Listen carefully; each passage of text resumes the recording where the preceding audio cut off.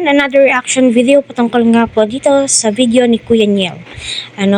Unang-una, reaction ko is natutuwa ako, masaya ako para kay Carla. Kagaya ng sinabi po niya, isa lamang po siyang ordinaryong babae na nilikap nila Kalingap Rab at hindi po nila inaasahan na ganito kabongga. Grabe po yung pasasalamat niya sa Team Kalingap, sa mga viewers, sponsors niya.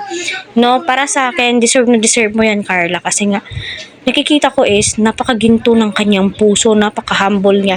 The way na siya ay magsalita, mag-deliver, my God, no? At hindi po talaga mawawala yung kilig kasi yung highlights ng pasasalamat niya doon is si Kuya Jomar, no?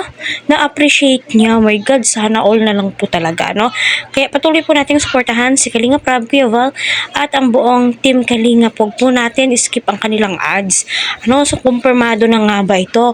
Kung kumpirmado man po ito, siguro, no? Marami ang mag-aabang, maraming excited, my God, magva-viral naman po ito, So, panoorin muna natin ang pahayag ni Kalingap Rab. Pupunta kami sa Thailand. Wow! Baka doon, kasama na doon si Oo. Sana yung Japan. Kasi dito Japan. Hindi makasama lahat ng Japan. Kami lang makasama. May visa kasi. Thailand? Pwede ako dyan, bro. Kapon ka! Assalamualaikum. So, ayun po mga Kalingap, no. Ang plano po ni Kalingap Rab ay pumunta po sila sa Japan. Ngunit, sad to say, baka sila lang pong mag-asawa. Dahil nga po, wala pa pong passport. At alam naman po natin, Japan, napakamahal po talaga dyan. Syempre, doon na lang po sila sa Thailand. Hoping and praying po talaga na makasama ang Team Carla.